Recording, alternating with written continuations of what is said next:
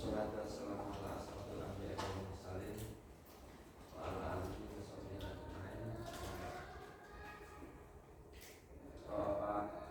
Bapak Hasmi Pak Wahyu Asmi Ilmi Bapak Wahyu yang kami hormati bersama teman-teman tim,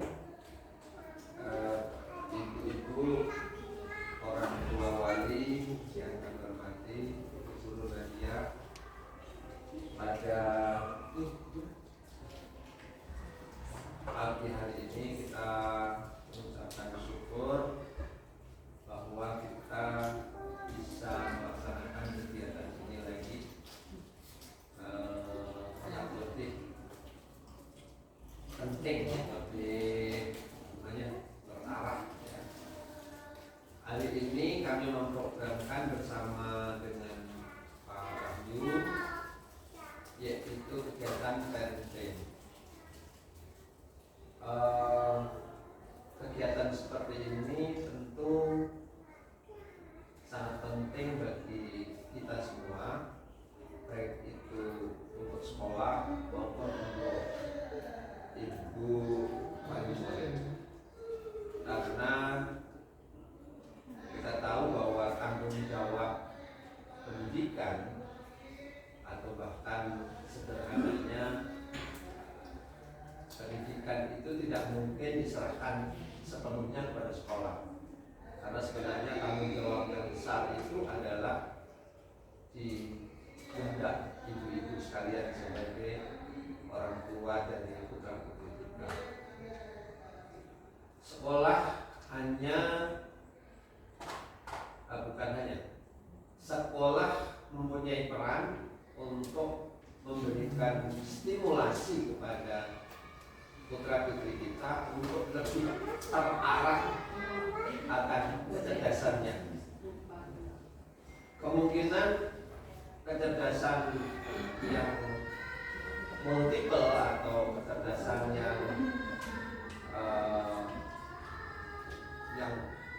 paripurna, yang lengkap, itu membutuhkan stimulasi dan stimulasi. Tetapi stimulasi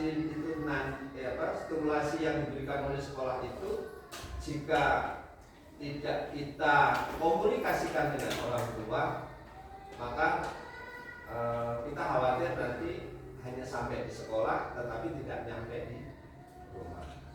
Inilah kegiatan parenting ini kita adakan sehingga bisa menjadi tambahan ilmu bagi ibu-ibu sekalian di dalam memberikan pendidikan kepada putra putri kita untuk lebih mencapai hasil yang optimal. Kemarin kita sudah mendapatkan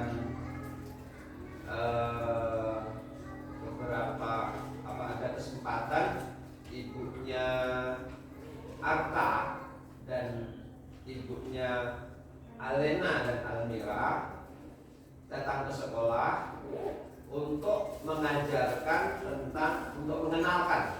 tentang bagaimana profesi bidan, ya, profesi bidan ini kenalkan kepada anak-anak, alat-alatnya ini, cara menggunakannya seperti ini, dan sukses. Artinya sudah bisa kita kita selenggarakan. Begitu pula sebelumnya juga ibu-ibu juga sudah bersama-sama melaksanakan kegiatan yang disebut dengan kelas cooking kelas, ya, atau masak cooking istilahnya, dengan harapan agar praktek masak itu bisa menjadi rekomendasi bekal anak-anak kita, putra putri kita ke sekolah, sehingga kita tidak lagi dibanjiri oleh makanan-makanan pabrik yang notabene itu semuanya mengandung garam. Dan itu kalau terlalu banyak menumpuk garam itu, dan sejak anak masih kecil, ya, usia masih awal, jadi anak-anak kita terlalu mengkonsumsi garam terlalu besar.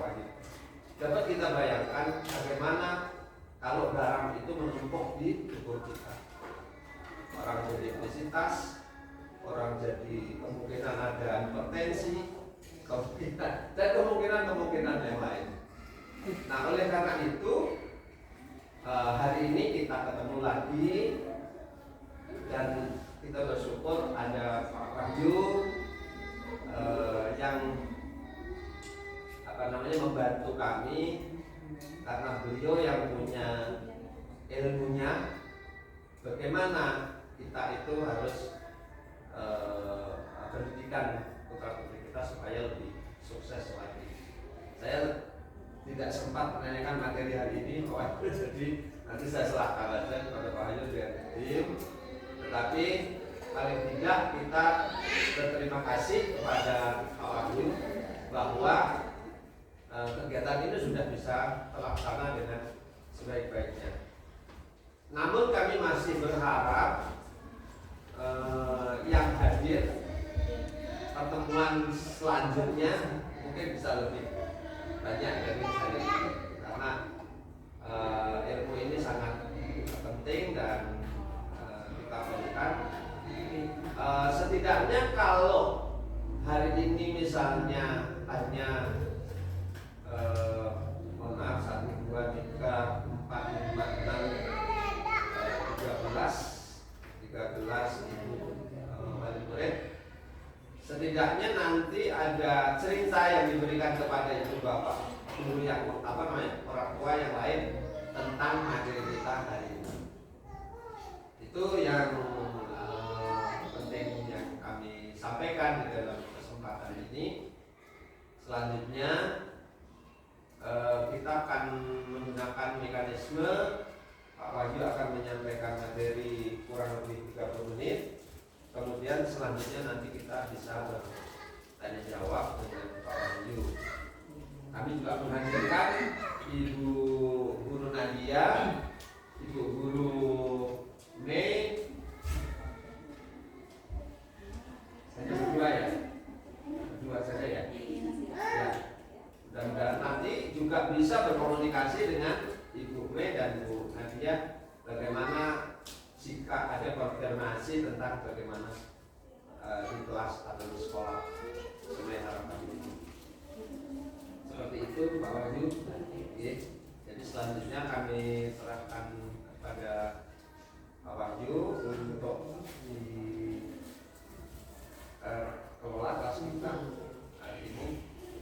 Dan sekali lagi kami dari sekolah sangat memberikan apresiasi yang luar biasa pada ibu-ibu wali murid yang hadir pada pagi hari ini. Semoga ini menjadi tambahan ilmu bagi kita semua dan bisa kita implementasikan baik di rumah maupun di sekolah. Demikian, terima kasih. Waktu selanjutnya kami serahkan kepada Pak Wahyu. Jadi saya sekian, terima kasih. Mari kita buka bersama-sama dengan Bismillahirrahmanirrahim. Terima kasih. Assalamualaikum warahmatullahi wabarakatuh. Bismillahirrahmanirrahim. Assalamualaikum warahmatullahi wabarakatuh. Terima kasih untuk kepala sekolah yang menghormati bapak sekolah, menghormati Bapak Ibu dan Bapak Ibu ya. Belum Bapak tidak ada, Ibu saja. Sebenarnya materi kita untuk pada pagi hari ini, Ibu sekalian, sebenarnya berkaitan dengan parenting. Saya rasa semua di sini ya parenting itu artinya mengasuh. Tetapi pada diam, oh kalau dia pendiam seperti ini, oh kalau dia belajar seperti ini. Misalnya, perkenalkan dulu Bapak Ibu sekalian, saya Wahyu Hasdini, saya adalah seorang psikolog klinis. Jadi sehari-hari saya bertugas untuk menangani konseling, psikoterapi dari masalah anak, kemudian kasus remaja sampai dewasa dan kasus-kasus pernikahan lainnya. Dan akhir-akhir ini memang kasus-kasus yang berkaitan dengan anak, ya, kemudian hal-hal yang berkaitan dengan anak itu banyak saya jumpai, banyak saya tangani saat ini. Mulai daripada tes minat bakat, kemudian mulai daripada tes emosional, intelijensi, bahkan sampai dengan kasus-kasus kriminal, misalnya kekerasan, itu juga banyak. Kemarin juga ada juga case yang kasus ya berkaitan dengan hak asuh, itu juga yang saya sering tangani seperti itu, ibu-ibu sekalian. Jadi kita langsung saja. Jadi ibu-ibu apabila ada yang ingin ditanyakan nanti boleh saja seperti itu ya. Jadi saya akan melanjutkan dulu materinya. Oke. Baik ibu-ibu, jadi parenting adalah merupakan skill, ya, kemampuan pengasuhan orang tua terhadap anak, ya, yaitu bagaimana cara memperlakukan anak. Ya mungkin ibu-ibu di sini sudah memperlakukan anak setiap hari, setiap saat, di mana saja dan kapan saja. Tapi apakah sudah tepat? Nah, kita lihat daripada karakteristik anaknya. Nah, di sini kita akan perlahan ya, perlahan ya. Kemudian mendidik, membimbing, mendisiplinkan serta melindungi anak dalam mencapai proses kedewasaannya. Jadi ada beberapa fase, ibu-ibu. Jadi ada fase balita, fase anak, fase remaja, kemudian ada fase dewasa. Fase anak biasanya dia eksplorasi, menggenggam, mencoba. Ada yang tiba-tiba masukkan makanan ke mulutnya, gitu ya. Ada yang tiba-tiba berlari. Nah, dia eksplorasi. Kemudian itu adalah proses ya, proses pembentukan norma dari anak itu. Jadi salah benarnya itu dari fase ini. Jadi fase ini sangat-sangat menentukan. Siapa daripada ibu-ibu pernah mendengar golden age? Itulah ya. Jadi fase yang keemasan. Ibu mau bentuk seperti apa? Ya disitulah dia. Mau bentuk seperti ini, ya sepertilah jadinya. Gitu ya. Oke, selanjutnya. Jadi itu ya. Nah, kemudian ibu-ibu sekalian di sini kita refleksi sendiri saja ya. Di sini ada beberapa macam parenting. Di dunia ini ada 3 macam parenting. Ya. Ada parenting yang otoriter. Kamu harus seperti ini. Kamu harus seperti itu. Kamu harus seperti ini dan ini. Nah itu. Jadi otoriter adalah gaya pengasuhan yang membatasi atau menghukum di mana orang tua mendesak dan harus mengikuti arahan daripada orang tua. Itu yang otoriter. Ya mungkin sekarang tidak ada yang terlalu otoriter, tapi mungkin coba flashback ya, mungkin di masa ibu-ibu atau bapak yang pada saat kecil apakah pernah melakukan seperti itu ya. Jadi itu flashback refleksi itu otoriter. Kemudian yang kedua adalah pengasuhan demokratis. Demokratisnya itu apa? Ya demokratis ya anak seperti ini ya, menginginkan misalnya diberikan suatu barang, tapi ada fase dia berkomunikasi. Oke nak, kita boleh membeli barang itu, tapi saat ini ibu tidak ada yang kita gunakan. Bagaimana jika minggu depan? Itu demokratis. Jadi ada tawar-menawarnya di situ. Nah, dan itu yang bagus, yang demokratis. Kemudian yang ketiga ada fase permisif. Permisifnya itu boleh, silahkan nak. Apa aja yang dilakukan boleh. Ini adalah kebalikan daripada otoriter. Otoriter itu anak tidak diberikan kebebasan, tetapi permisif sangat diberikan kebebasan. Bu, saya pengen beli handphone. Wah, diberikan handphone. Padahal sebenarnya belum usianya. Bu, saya ingin makan ini. Padahal sebenarnya itu juga kalau berlebihan kurang baik. Jadi diberikan itu permisif. Nah, yang bagus adalah yang demokratis. Oke, demokratis. Jadi kita flashback saja. Kemudian apa dampaknya ibu-ibu sekalian? Dampaknya, jadi menurut penelitian ibu-ibu, otoriter itu akan membuat anak itu lebih pasif, tidak berani mengeluarkan pendapatnya, ya. Kurang percaya diri, ya. Kemudian kurang memiliki rasa ingin tahu mengapa dia seperti itu. Ingin tahu? takut dihukum, disalahkan gitu ya. Jadi begitu dia masuk sekolah, begitu dia berinteraksi dengan teman-temannya, dia ya udahlah, saya nggak berani ngapain gitu ya. Ya udahlah, saya lebih baik diam aja daripada saya disalahkan. Nah, itu sebenarnya berasal daripada keluarga tadi gitu ya. Kemudian kita langsung saja ke bawah dulu, yang membiarkan, yang permisif. Yang sebaliknya, yaitu membiarkan, yang paling bawah, permisif, menghasilkan anak yang bersifat impulsif. Impulsifnya itu saya harus itu, harus ini, atau agresif. Kemudian dia suka memberontak, kurang memiliki rasa percaya diri dalam pengambilan dirinya.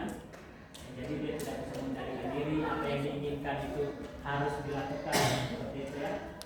Suka mendominasi, ya. Kemudian tidak jelas arah hidupnya, seperti itu, dan prestasinya pun akan rendah. Ya, karena memang di dalam diri itu ada dinamakan dengan id. Id itu adalah emosi kita, keinginan kita. Ketika semuanya dikeluarkan oleh anak, terbiasa dikeluarkan oleh anak tanpa ada pengereman, tanpa ada kontrol, biasanya anak itu menjadi tidak sabar.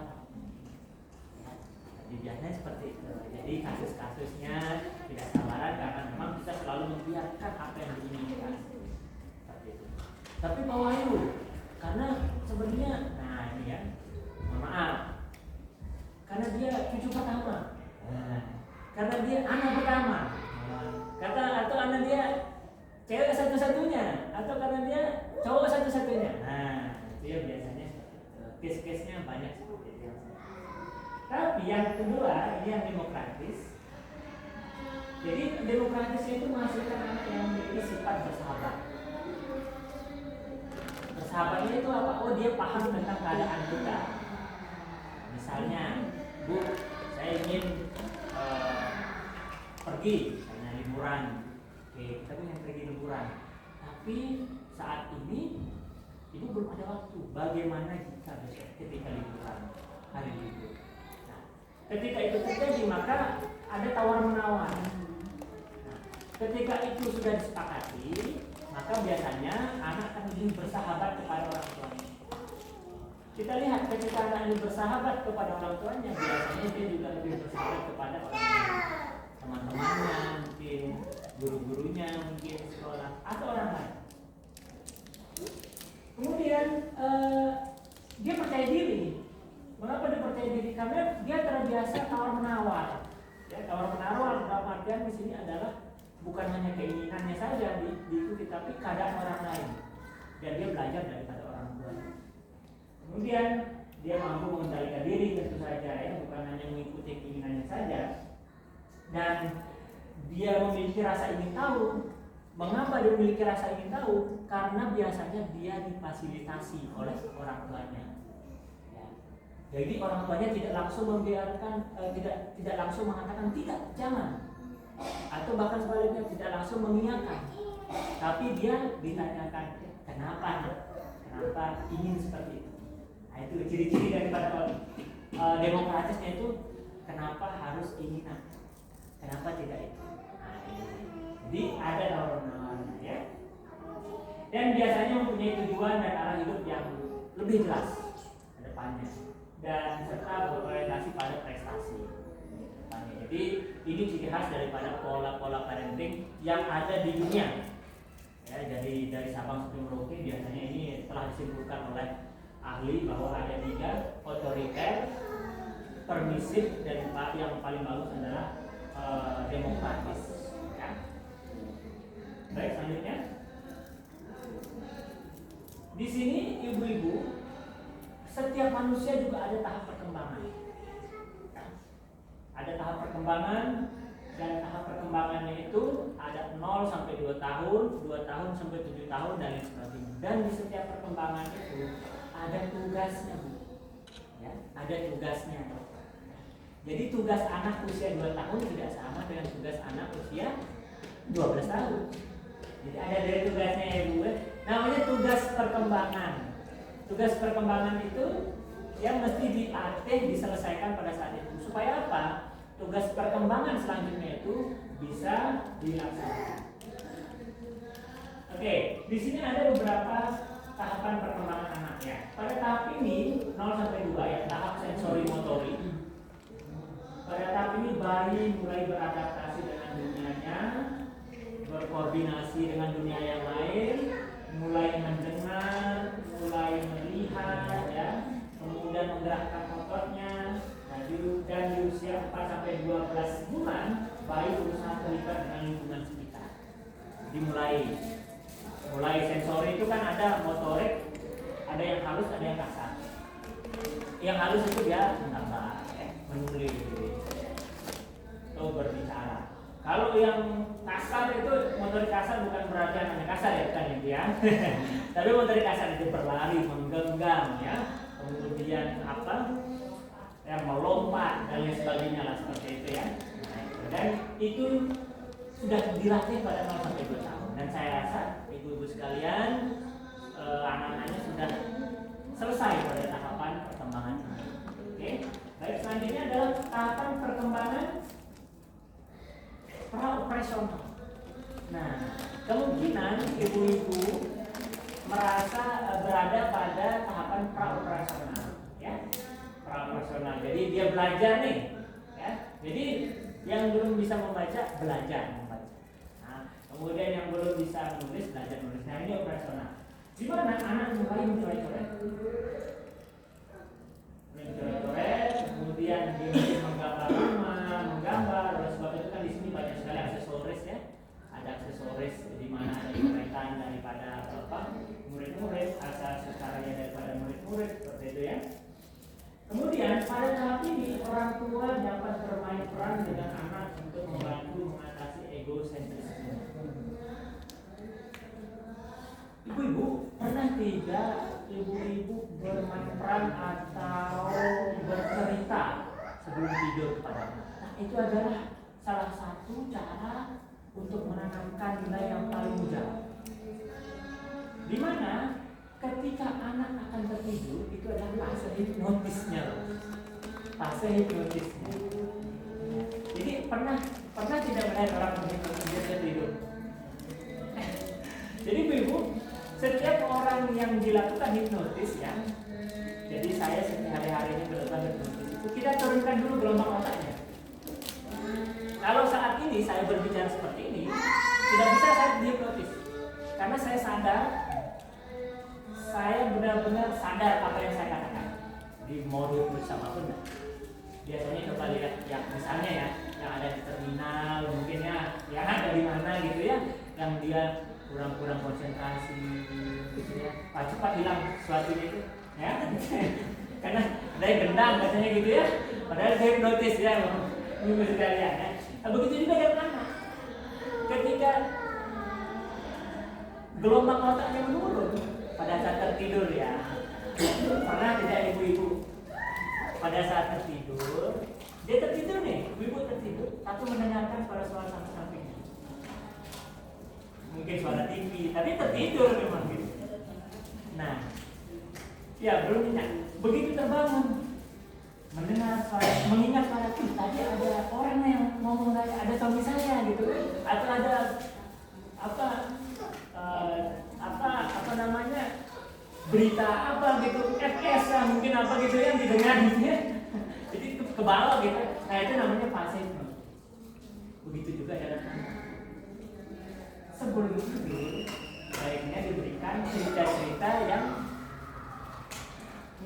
normanya itu yang kita inginkan. Kita berikan dia. Nah, biasanya ibu sekalian, ini saya berikan sedikit trik ya.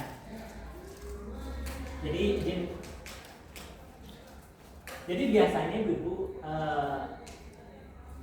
fase hipnotis itu antara 10 menit sampai 15 menit sebelum anak tertidur pulas. Kemudian ibu bisa menceritakan apapun. Mau menceritakan dia menjadi disiplin, dia akan menjadi disiplin.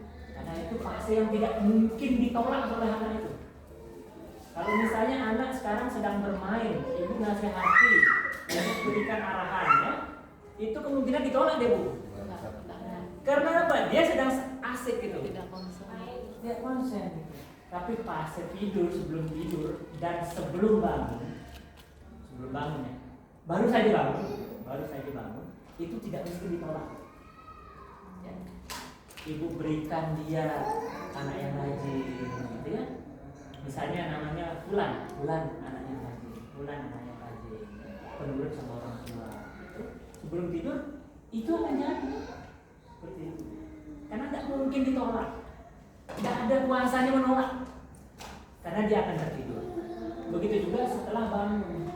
Setelah bangun 10 sampai 15 menit itu sebaiknya orang tua dan samping dia membangunkan dia, anak rajin itu jadi dia anak rajin. Jadi fase sebelum tidur dan setelah tidur itu tidak mungkin ditolak. Begitu juga dengan suami ibu-ibu ya, boleh juga dilakukan seperti itu. Boleh juga itu. Jadi hipnotis itu dari anak sampai orang tua bisa, ya. Dari anak sampai orang tua bisa, ya. Bukan hanya anak saja. Ya. Jadi gitu ibu-ibu ya. Jadi saya biasa melakukan hipnotis, ya. Jadi saya biasa melakukan hipnotis. Jadi hipnotis yang kita lakukan itu tidak mungkin kita begitu klien datang, Bu duduk, saya hipnotis ibu, Pak tertidur Pak, tidak mungkin itu. Kita putarkan dia musik. Bagi yang senang musik, bagi yang senang murotal kita putarkan, sehingga dia rileks dulu, santai kan.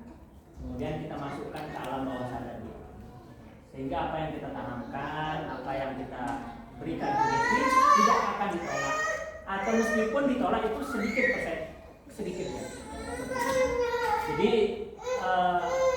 diulang itu ya. Kemudian tips yang kedua adalah diulang minimal 7 kali. Lebih baiknya itu 21 hari. 21 hari. Ya. Anak-anak misalnya lagi tidur dengan ibunya, dengan ayahnya, 21 hari. Diberikan apa yang ibu inginkan. Seperti itu ya. Rajin belajar, menurut dengan orang tua, rajin ibadah, ya, bersahabat dengan siapa yang apa itu. Gitu. Jadi ibu tidak perlu mengatasi egosentrisnya saat itu saat dia bermain, ya justru saat dia lemah ya, mohon maaf artinya dia pada saat dia tidak bisa menolak ya, kapan ya pada saat itu. Jadi sehingga apa? Sehingga anak dapat menempatkan diri mereka pada posisi orang lain yang tadi saya katakan tadi ya, itu yang demokratis. Jadi bukan hanya persepsi dia ingin itu, maka harus itu. Tapi dia juga bisa memahami dan di tahap ini dia sudah mampu ya untuk merasakan seperti itu. Kemudian selain itu juga anak juga bisa diajak untuk bermain plastisin ya. Di sini juga banyak seperti itu ya. Mengembangkan representasi simbolik ya. Nah, ya seperti angka-angka huruf ya. Itu yang usia-usia profesional ya. Dan lain sebagainya. Artinya dia tidak memecahkan masalah-masalah yang kompleks. Dia masih simbolik, mengenali huruf, mengenali angka, dan itu memang usianya. Jadi ibu-ibu juga jangan terlalu wah, kamu ini anaknya apa gitu aja nggak bisa baca, aduh itu ya. Jadi memang usianya seperti itu ibu. Karakteristiknya ya memang dia mengenali simbol-simbol, ya, mengenali angka, mengenali hewan-hewan ya. Nah dan ini Bapak Ibu sekalian karakteristik emosi pada anak usia 4-5 tahun. Karakteristik emosinya itu usia 4 tahun ya, tertarik ya. Nah, artinya di sini dia sudah mulai untuk cheating ya. Tetapi di sini Bapak Ibu sekalian dia tidak paham. Ya, sekali lagi dia tidak paham. Jadi karena dia tidak paham, jangan kita beri label. Wah, kamu nih, mohon maaf, cuma itu. Bohong, nah jangan seperti itu. Sebenarnya dia seperti itu bukan. Jadi kita arahkan saja. Ya. Jadi anak-anak itu banyak hal yang dikerjakan tapi dia tidak tahu artinya. Justru orang tua yang memberikan arti, memberikan label. Kemudian memiliki teman yang disukai, ya, memberi label kebahagiaan sudah tahu kesedihannya, ketakutan, kemarahan pada diri sendiri. Kemudian yang kelima, sudah ada nih kelompok-kelompoknya, sudah mulai menjalin pertemanan ya, minta maaf atas kesalahan sudah bisa ya, kemudian merespon secara verbal ya terkait daripada hal-hal yang baik pada orang lain.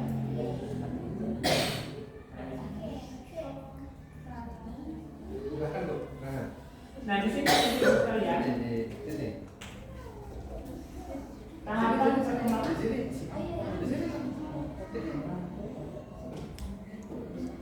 tahapan perkembangan anak ya yang melanjutkannya itu tahapan operasional ya. Mungkin ada anak daripada ibu yang akan masuk SD ya, itu tahapannya berbeda lagi ibu. Dia sudah bisa membaca, sudah bisa penjumlahan perkalian mungkin ya, perkalian sederhana ya. Nah ini ya tahapan konkretnya ya, tahapan operasional konkret. Sudah bisa pulang sendiri, sudah bisa mungkin mencuci hal-hal yang sederhana ya, konkret sudah. Kemudian mengembangkan kemampuan untuk mempertahankan ya, kemampuan mengelompokkan ya, melakukan pengurutan ya, bahkan sampai anak ya sudah mampu untuk melakukan mandi sendiri, kemudian menggunakan baju sendiri. Ini usia operasional ya. Jadi dia sudah mampu di sini, bukan hanya dia mengeja atau melihat huruf, simbol-simbol huruf atau angka-angka saja, tapi dia sudah mampu mengoperasionalkan, menggunakan angka, menggunakan huruf-huruf tersebut menjadi sebuah rangkaian bahasa, rangkaian bagaimana sebagainya.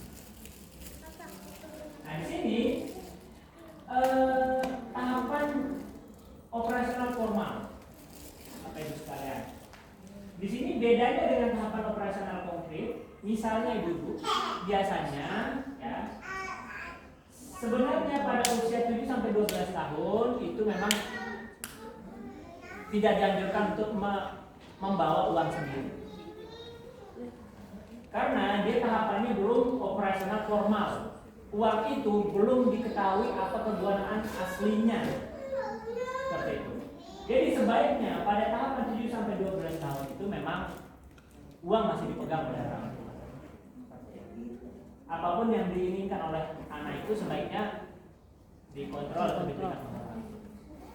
Tetapi pada tahapan operasional formal ya, di sini dia sudah tahu fungsinya uang. Nah, apa fungsinya di sini ya, sudah masuk usia-usia SMP lah. Pada tahap ini sudah mulai memikirkan pengalaman konkret yang dialami.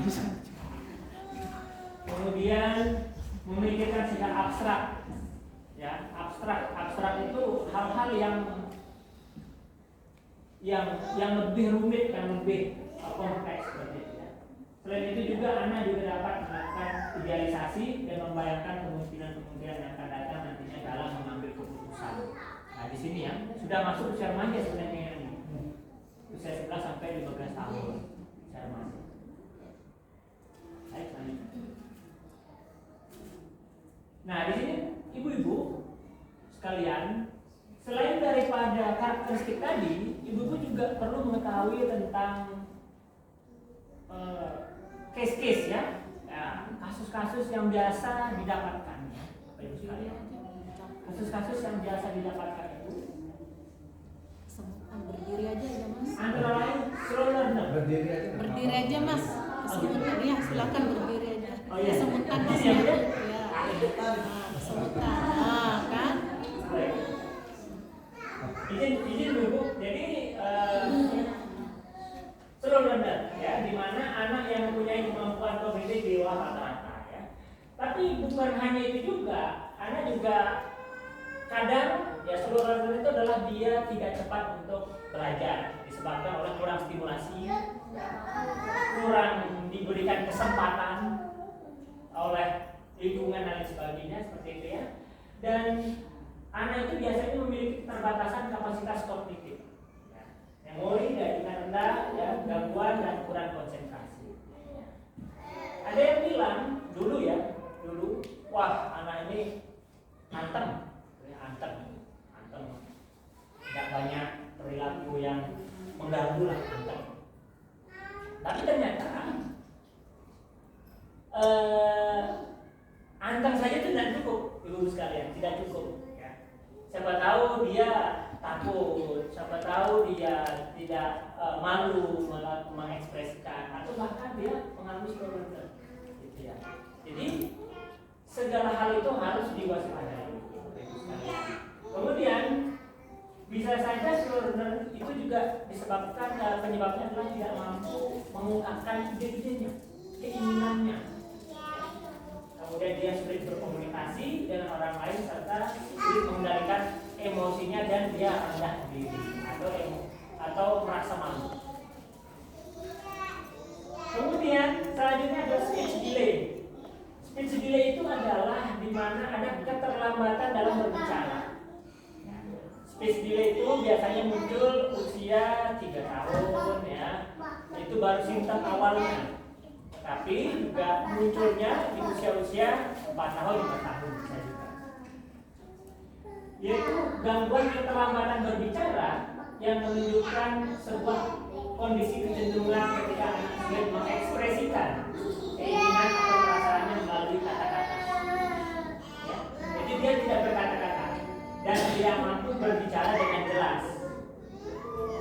Dan terbatasnya kosakata yang dimiliki membuat anak itu tersebut berkelainan.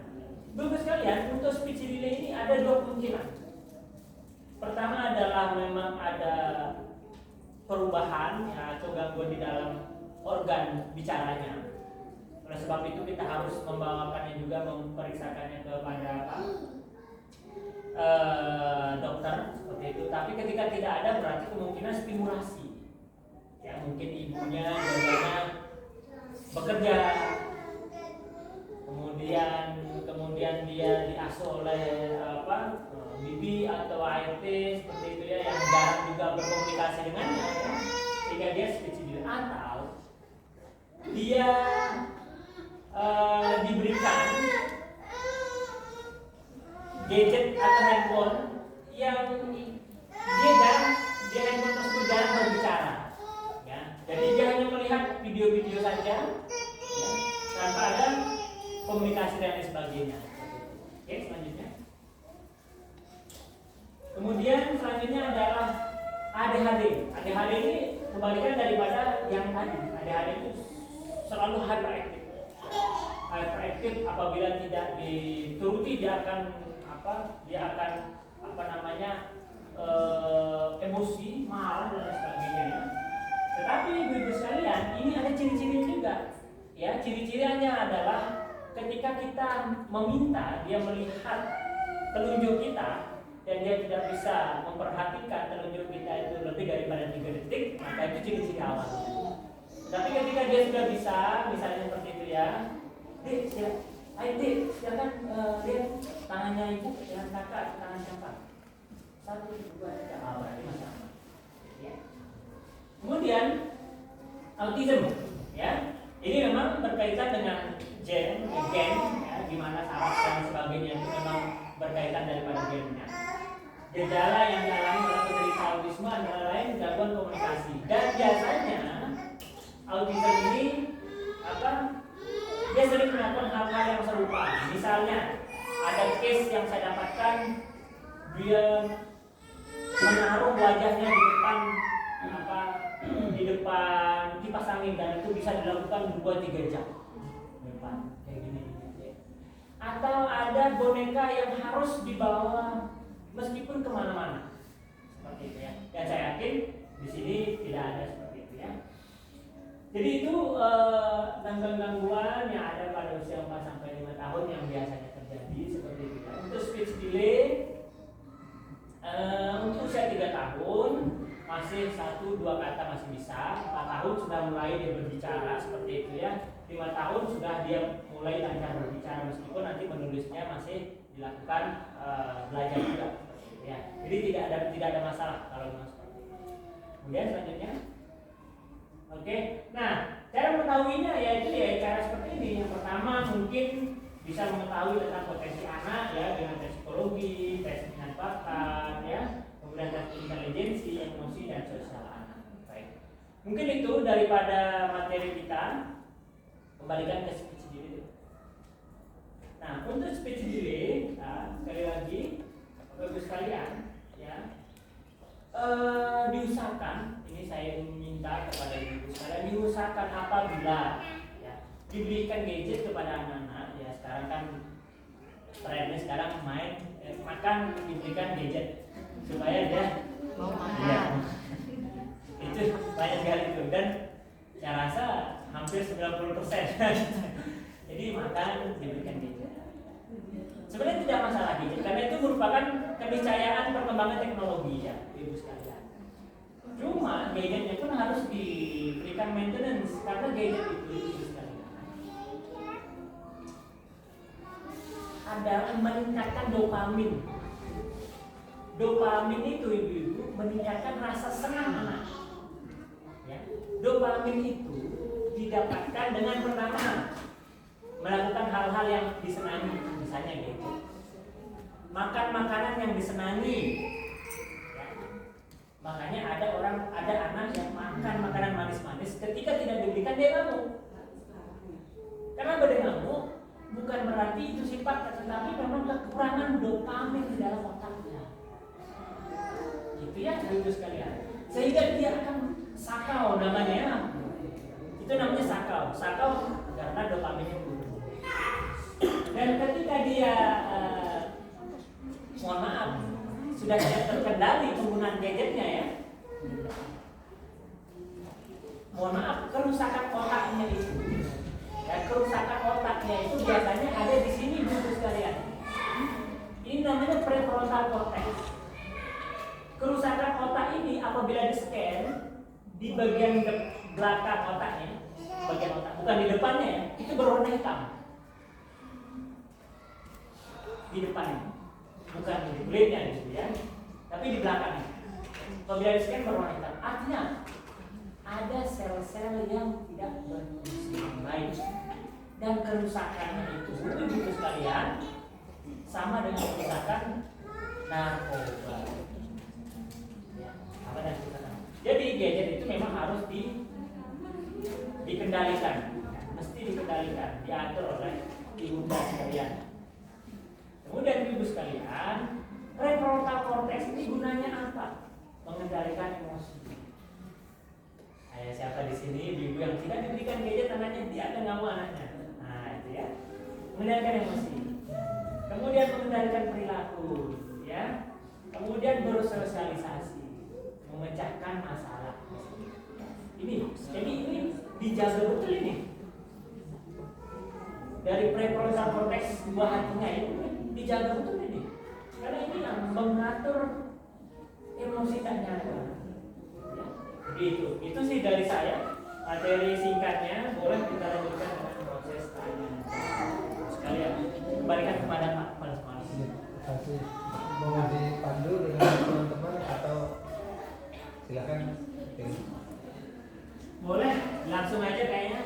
Nanti ada yang ingin ditanyakan mungkin. Oh, ya. Oke. Jadi, terima kasih Pak Wahyu. Ibu sekalian, cukup menarik diskusi kita pada pagi hari ini. Mudah-mudahan ini membuka wawasan kita, apa yang baik untuk putra putri kita dan apa yang tidak baik untuk putra putri kita. Memang yang saya garis bawahi dari catatan Pak Wahyu yang perlu kita ketahui bersama itu adalah tadi ada hambatan tadi ya Pak ya, ada hambatan tadi itu ada yang apa tadi speech delay, kemudian autism, kemudian ada slow learners dan sebagainya tadi itu. Ini apa namanya yang saya coba garis bawahi, sehingga dari situ kita lalu paham putra putri kita itu harus kita perlakukan seperti apa. Nah, materi menarik ini mari kita diskusikan bersama.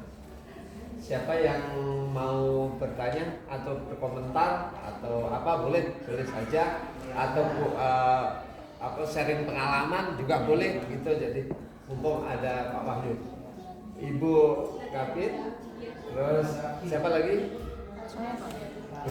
Bundanya Kapit, terus Bundanya Saki.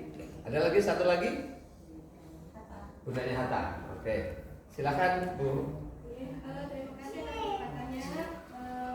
Untuk Pak Wahyu ini memang menyampaikan kan anak-anak biasanya kan kalau misalkan dia kasihkan main atau seperti main gadget atau bermain di luar sama teman-temannya kan sampai lupa waktu nih. Nah, akhir Gavi pulang, dia nggak mau dengar Gavi pulang, nggak mau, buat 3 kali nggak mau. Tapi kalau kita udah apa namanya manggilnya lebih apa kayak lebih keras gitu, pasti langsung lu pulang nih. Tapi saya pernah dengar katanya kalau anak yang sering dibentak atau sering mendengar suara keras itu ada sel-sel sarafnya yang rusak katanya. Itu bagaimana? Apakah saya sudah benar atau harus bagaimana gitu? Karena saya lagi ingin mendidik anak ini gitu, biar dia bisa oh ya mak sekali udah kan langsung gitu. Karena saya dengar dari sininya kan ininya anak-anak, saya nggak pernah bentak kamu kan masih kecil katanya gitu kan. Tapi kenapa kamu kok bentak anak kayak gitu? Terus saya juga ada kayak punishment nih, ada hukuman kalau misalkan dia bersalah atau apa. Dan saya kira di usianya dia yang baru berapa ya 5 tahun setengah ya kalau lebih ya. Jadi apakah saya sudah benar nggak ngasih pola didiknya itu atau bagaimana? Terima kasih. Saya langsung saja Pak. Langsung. Oh, oke. Jadi baik tentang apa Pak. Jadi baik izin Ibu. Jadi saya ingin masuk dulu dengan karakteristik otak. Karakteristik otak itu ada berjuta-juta sel saraf di dalam otak, ya, terutama juga di otak anak. Nah, otak anak biasanya nanti ada granul-granul kayak apa, kayak semacam usus ya, di atas nih usus. Modelnya usus itu. Semakin banyak lipatannya itu menandakan semakin jenius anak. Dan semakin berwarna abu-abu otak itu maka dia semakin jenius. Beda halnya dengan anak balita. Mohon maaf, anak bayi lah baru lahir. Mohon maaf, ketika ada dibuka kuping otaknya seperti itu, dia rata. Jadi belum ada penyimpanan emosi, penyimpanan segala macam. Nah pertanyaannya, Pak Wahyu gimana nih ketika saya mau memberikan peringatan yang lebih keras, apakah itu akan merusak sel-sel saraf? Jawabannya adalah memang ada setiap hari, ya meskipun sebenarnya kita tidak memarah, ya, marah itu sebenarnya akan ada sel saraf yang akan mati. Tapi jumlahnya yang diregenerasi itu, Bapak Ibu sekalian, ya, 10 kali lipat daripada yang mati. Nah, misalnya Anda kulit kita nih, sekarang kan misalnya ya, ada kulit kita mungkin ya keringnya apa segala macam. Nah mungkin deket terus kayak gini ya, nah mungkin besoknya berubah lagi ya kan. Nah itu seperti itu otak. Jadi otak itu meskipun ada yang kurang kurang bagus, itu pasti akan diregenerasi dan itu harus diregenerasi. Oleh apa? Oleh sel hati. Diregenerasi dikeluarkan lewat apa? Lewat urin, lewat urin.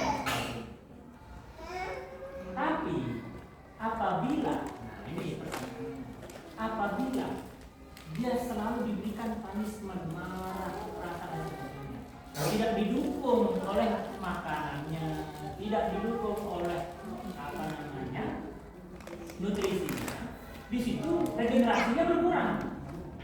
Dari mana regenerasi? Kan ada nutrisi mas. Sedangkan dia setiap hari mendapatkan punishment. Inilah yang akan menyebabkan anak ini kedepannya akan trauma. Karena tubuhnya tidak kuat menahan. Bukan berarti anak ketika kita berikan nutrisi bagus segala macam boleh kita kasih, gitu ya.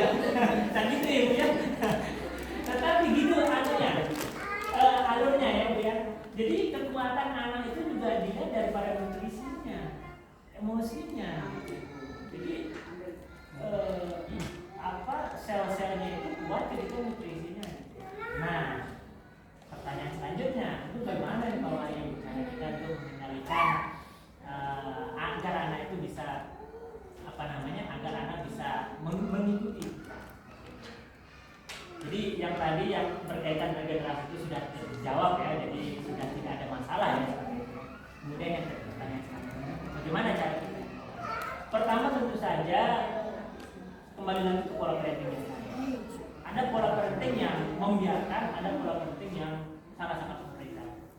Yang paling bagus yaitu pola parenting yang demokratis, di mana setiap perbuatan anak akan ada konsekuensinya.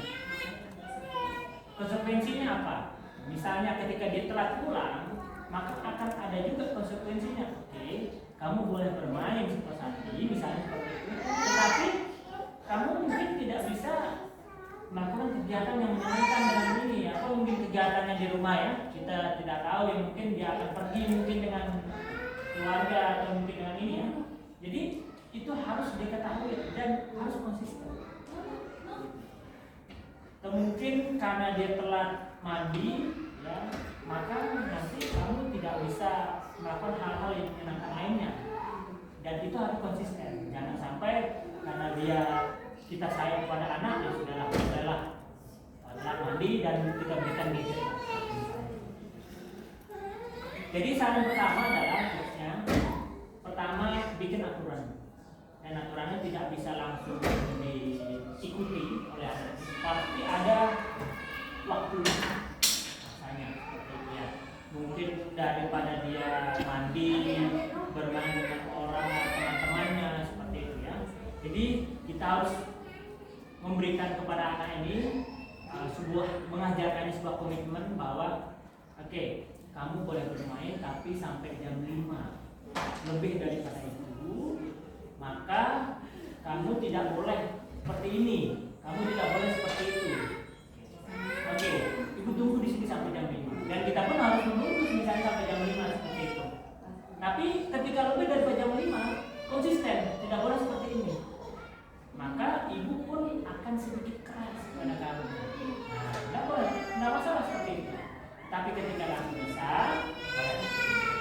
Tetapi ibu sekalian, untuk masalah verbal dan fisik, memang sebaiknya dihindari.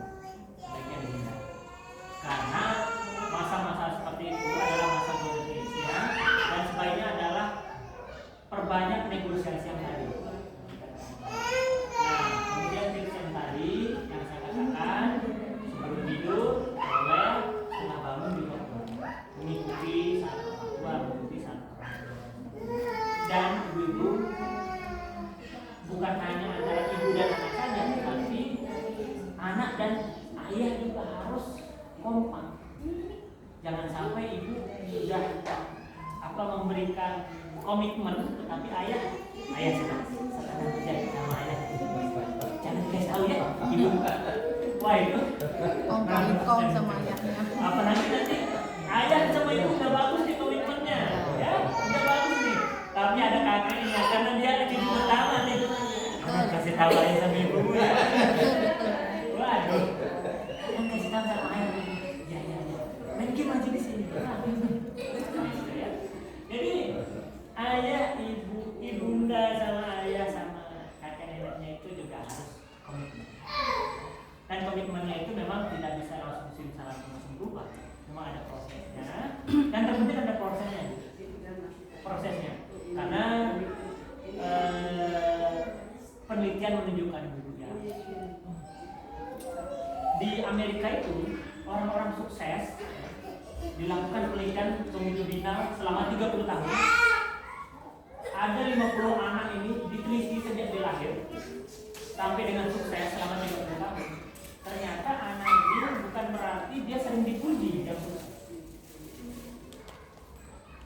Tapi bukan juga dia sering dipunishment yang sukses. Tetapi dia diberikan sebuah bagaimana caranya dalam mengatasi kesulitan dia, dan bagaimana caranya dalam bertanggung jawab. Karena ada ibu melihat video di mana ada 2 kelompok anak. Ya, jadi video yang satu itu diberikan permen, kemudian yang kelompok satunya juga diberikan permen. Kelompok pertama diberikan tambahan permen. Kelompok pertama itu diberikan tambahan permen apabila dia tidak memakan permennya sampai gurunya datang. Tapi kelompok kedua, ya boleh silakan. Jadi tidak ada ininya, tidak ada arahannya.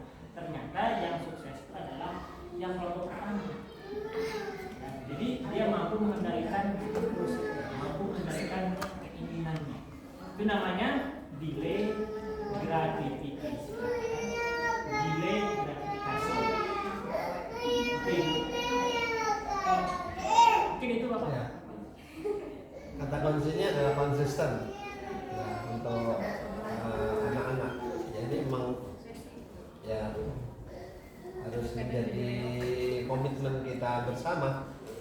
Kalau tidak kompak ya repot juga memang, ya harus dibangun.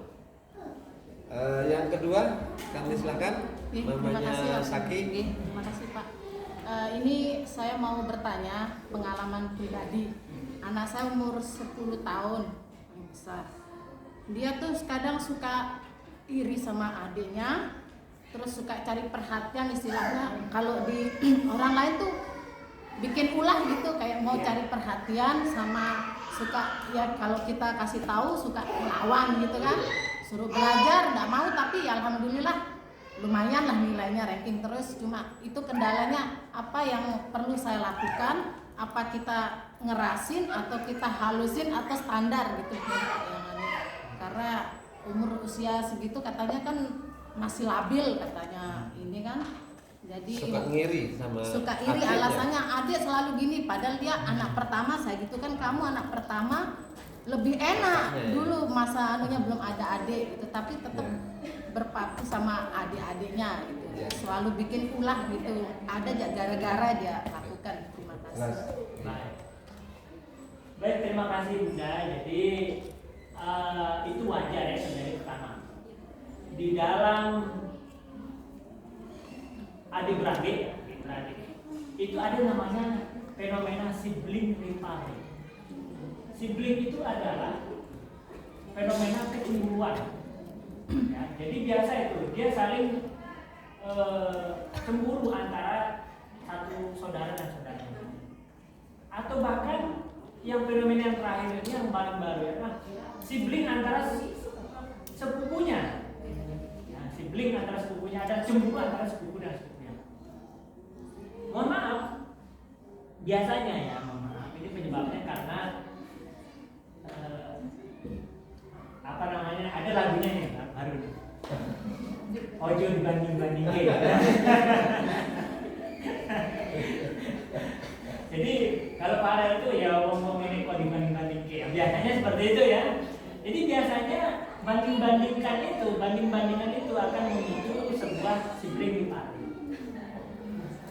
Dan biasanya yang diinginkan oleh anak itu ya seperti itu ya Bunda ya. Jadi biasanya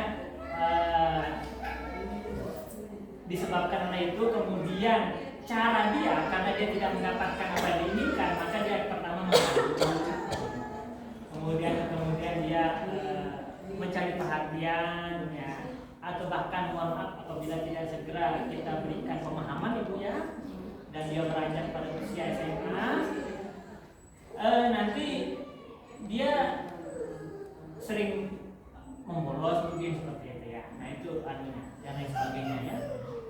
Jadi caranya adalah pertama, dia apabila dia laki-laki maka ya sebaiknya dia diberikan nasihat atau diberikan pendekatan oleh ayahnya pertama.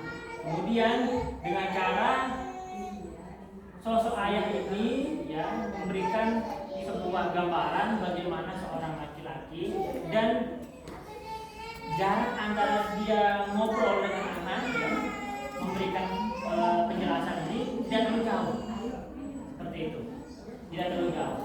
Dan biasanya usia anak pada remaja itu sudah mulai mengidentifikasi bagaimana caranya untuk berperan. Yang laki-laki akan mengidentifikasi dirinya kepada ayahnya, yang perempuan akan mengidentifikasi dirinya kepada ibunya. Jadi biasanya untuk yang fase-fase remaja, prapubertasnya. Dan ini akan berpengaruh juga tentang bagaimana caranya memilih hidup, teman hidup di masa depan. Karena kebanyakan ya, karena kebanyakan pasangan-pasangan itu akan mencari secara tidak sadar pasangannya itu yang membuat dia nyaman di waktu masa hidup. Jadi caranya adalah pertama yang harus memberikan dia penjelasan adalah ayahnya. Kebetulan cewek. Oh cewek. Oke. Kalau memang cowok, kalau memang cewek berarti ibunya. Sama saya dia seling beradu gitu, kurang menerima gitu. Ya, kurang harmonis benar. Biasa anak cewek katanya gitu soalnya. Kalau memang seperti itu, maka yang itu harus lakukan adalah dekati dia dulu, seperti itu, kemudian cari momen yang pas, ya. Jadi jangan sampai ada saudara-saudara juga. Momen yang pas, berbicara tepat mata, ya. Jadi berbicaranya pun tidak menyalahkan dia ataupun kita tidak merendah juga. Ya. Selayaknya dia usia pra remaja.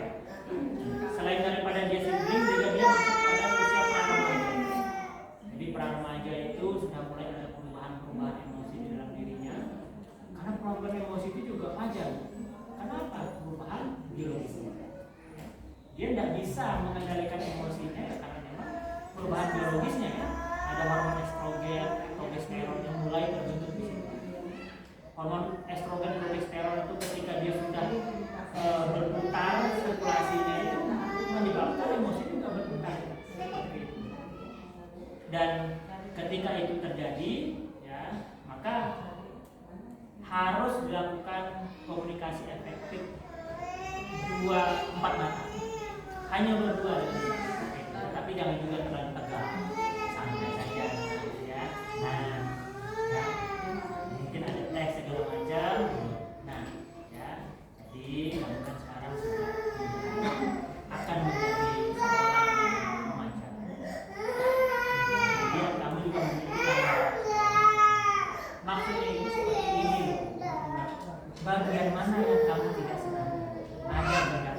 Pasti ada tidak disenangi.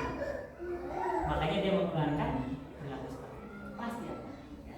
Jadi kita tanya dia bagian mana yang tidak disetujui. Oh saya tidak setuju seperti ini. Oke.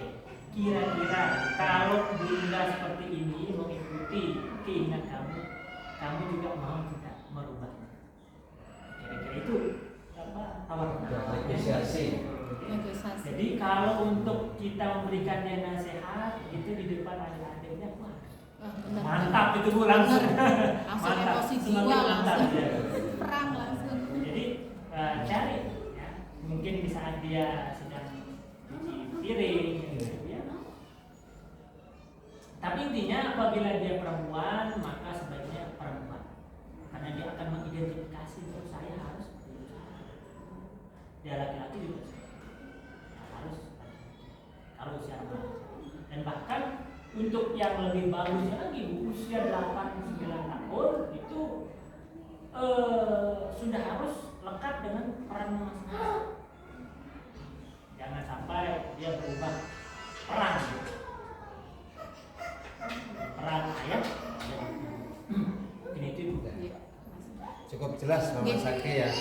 Ini banyak kasus Bu, seperti yang dialami oleh bundanya Saki. Saya juga punya keponakan punya yang mirip seperti ini, yang betul tadi yang disampaikan oleh Pak Wahyu. Di akhirnya itu memilih pasangan hidup ya. Dan ada cenderungan suka membolos tadi itu di sekolah karena dia terlalu keras diperlakukan di satu pihak, misalnya terhadap apa begitu, tapi juga dilonggarkan dalam hal yang lain gitu. Tidak diajak dialog tadi, tidak diajak negosiasi tadi itu. Itu jadi menarik sekali ini yang punya putri-putri yang punya adik laki terutama itu terjadi sekali, memang sering terjadi seperti itu. Jadi kalau nggak pintar-pintar kita, alhamdulillah ini ada pencerahan ini dari bawah ini. Ya ini dua hal yang betul-betul sangat menarik. Kami silahkan bundanya Atta.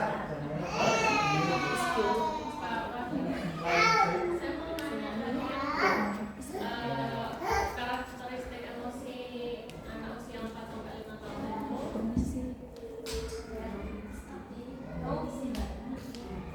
Kalau marah udah masa turun.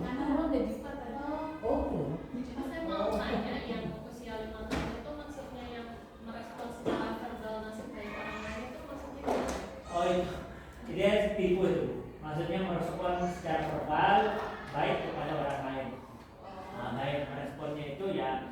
bagaimana cara dia merespon, kemudian dia sudah mulai menanggapi, saling berinteraksi seperti itu ya.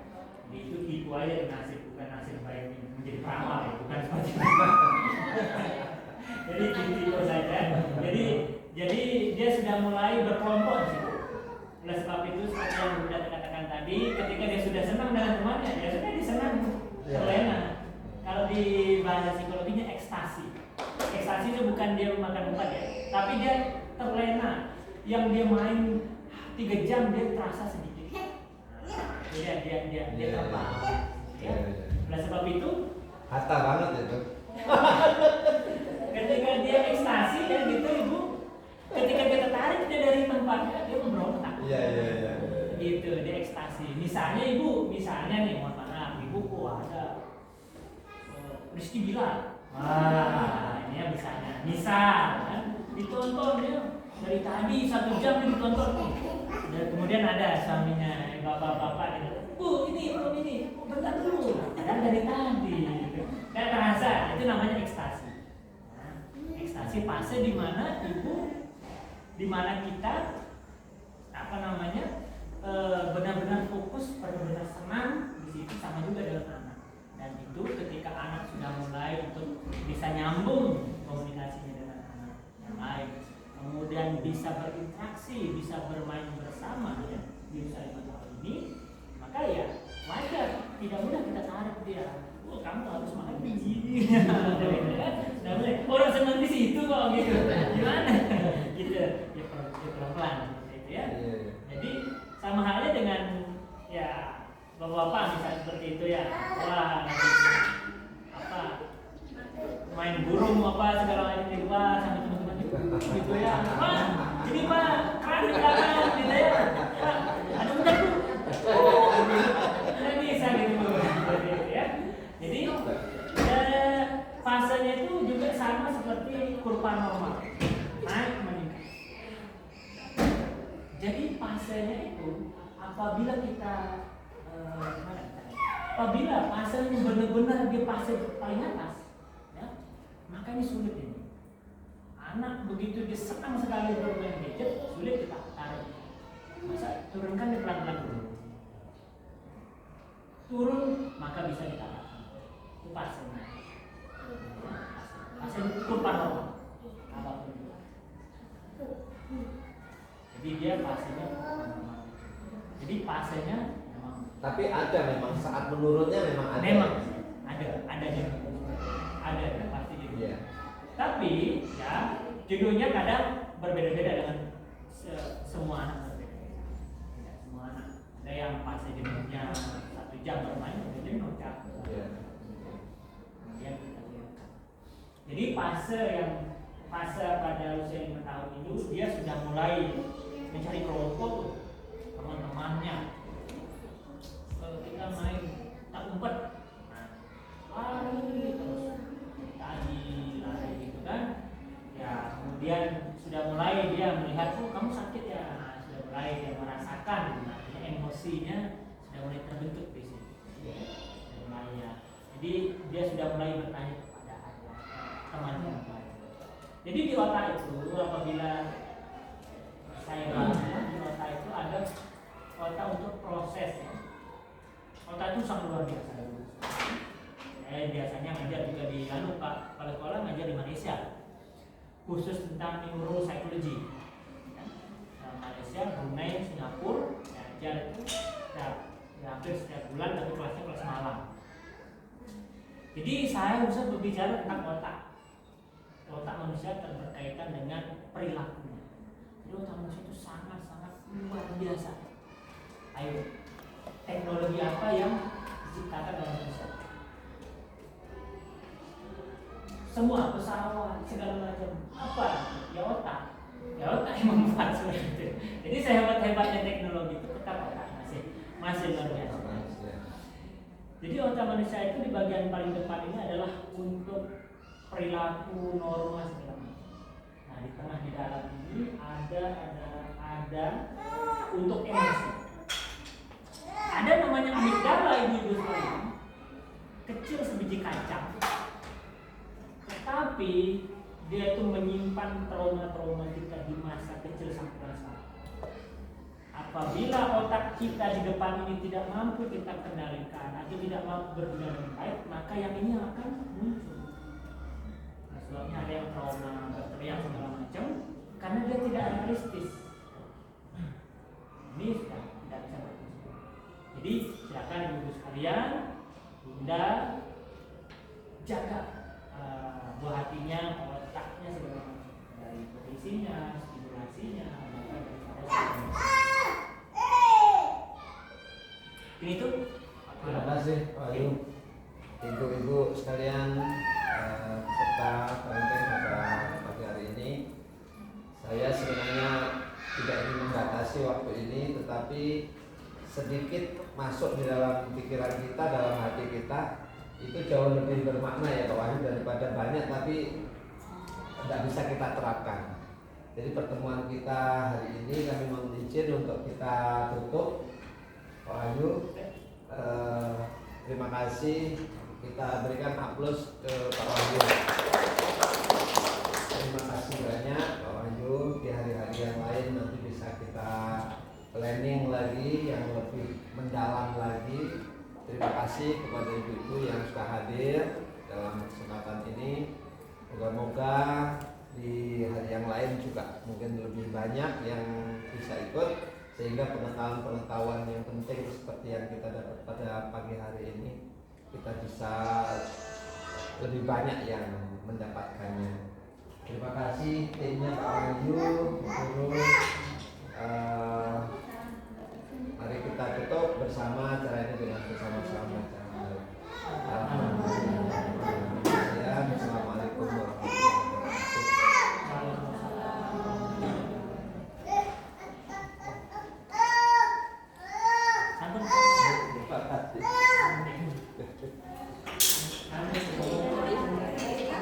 Sampai ketemu lagi.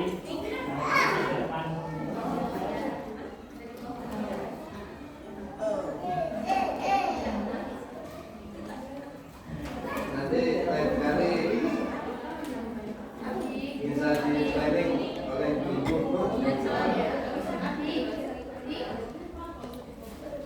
Sekalian kita arisan menghiaskan silaturahmi. Boleh request materi, boleh request, boleh request tapi judul juga. Awal yang luar biasa. Awal yang luar biasa. Berarti semester berapa? 7 ya. Pondoknya mana?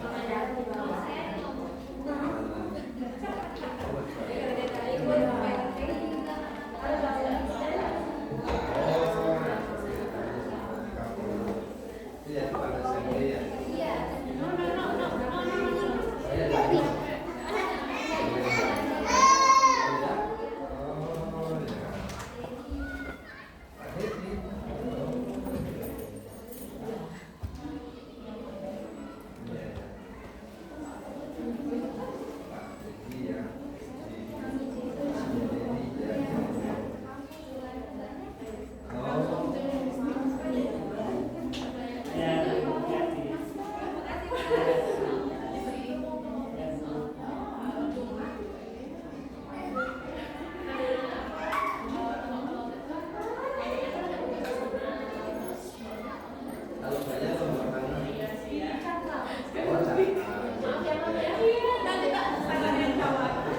berapa minggu PPL-nya, PKL-nya? 2 bulan. Alhamdulillah selesai.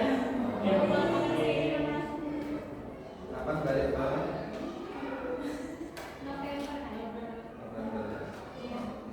Dia sambut Pak. Kalau gitu saya balik dulu.